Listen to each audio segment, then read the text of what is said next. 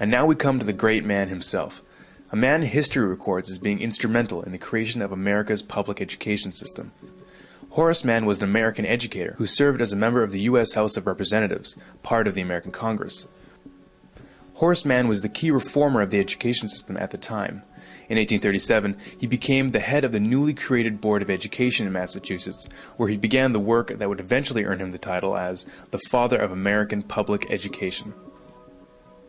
After reading through the educational models of different countries, Mann finally hears about a particularly successful style that had been developed in Prussia, which is now modern-day Germany. The Prussian system had shown to be such a success for the government's purposes that, accompanied by a few other educators, Horace Mann travels to Germany to investigate. Upon their return to the United States, they lobbied heavily to have the Prussian model adopted. All in favor, say aye.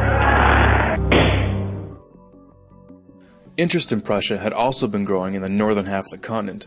Around this time, the Canadian Superintendent of Schools, Egerton Ryerson, traveled to Prussia in search of a new model of education.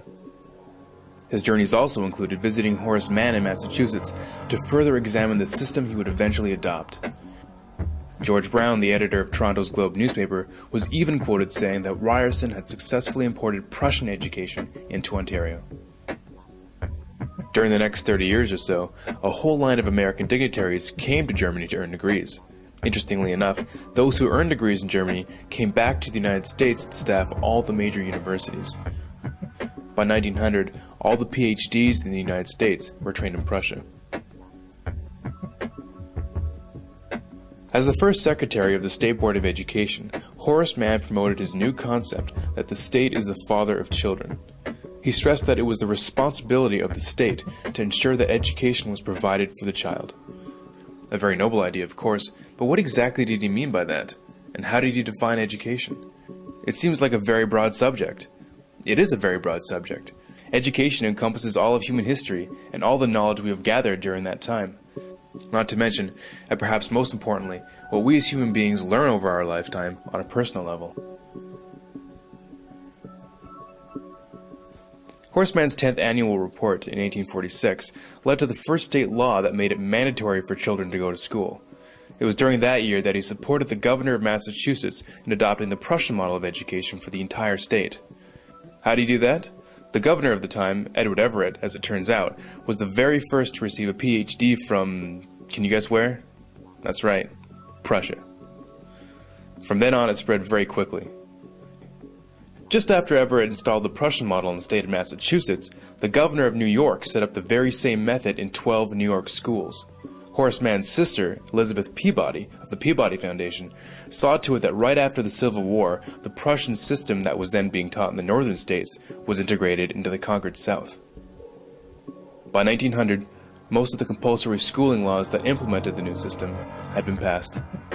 From then on, every American child grew up under the Prussian system.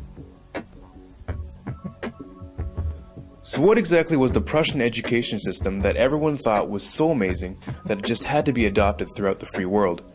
To give you just a bit of background, in the 18th century, the Kingdom of Prussia, which is now modern-day Germany, was among the first countries of the world to introduce free and compulsory education. After the Prussians were defeated by Napoleon in 1806, it was decided that the reason why the battle was lost was that the Prussian soldiers were thinking for themselves in the battlefield instead of following orders. To make sure that this couldn't happen again, a new 8-year system of schooling was created. This new system provided not only the skills needed for the early industrialized world, such as reading, writing, and arithmetic, but also a strict education that taught duty, discipline, respect for authority, and the ability to follow orders. Elite children destined for higher offices went on to attend private schools, while the rest of the population had no access to the secondary education. They were destined for the working class. Through this new system, the Prussian court tried to create social obedience in the citizens through indoctrination. Every individual had to become convinced at the core of their being that the king was just, his decisions were always right, and the need for obedience paramount. In truth, the entire purpose of the system was to instill loyalty to the crown and to train young men for the military and bureaucracy. To do this, it was necessary to squeeze out all independent thinking from the masses.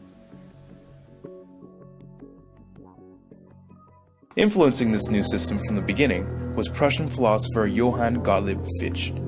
Combining John Locke's view that the children are a blank slate and Rousseau's ideas on how to write on that slate, Prussia established an educational system that was considered scientific in nature. An important part of the Prussian system was that it defined for the child what was to be learned, what was to be thought about, and how long to think about it. In order to have an efficient policy-making class and a subclass beneath it, it was believed that one had to remove the power of most people to make sense out of the available information. In other words, critical thinking had to be done away with. Now, if you're wondering why the average person doesn't know that the North American education system is based directly on the Prussian model, it might just be because its original purpose was not designed for the good of the individual, but for the good of the government. The philosophy of Johann Fichte directly influenced the creation of the Prussian model of schooling, as he is quoted saying, "The schools must fashion the person, and fashion him in such a way that he simply cannot will otherwise than what you wish him to will." With quotes like these, you can see why his involvement is not well known. Education should aim at destroying free will, so that after pupils are thus schooled, they will be incapable throughout the rest of their lives of thinking or acting otherwise than as their schoolmasters would have wished. When this technique has been perfected, every government that has been in charge of education for more than one generation will be able to control its subjects securely without the need of armies or policemen. In 1807, in a Berlin occupied by Napoleon, Johann Fichte gave a series of famous addresses to the German nation. Fichte spoke of the superiority of German people above all others.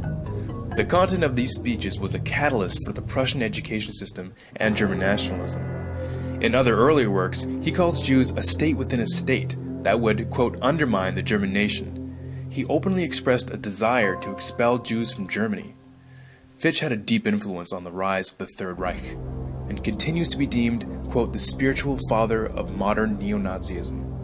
Which begs the question, why would the father of American education make it a law that every child spend their youth in a system created by the father of neo-Nazism?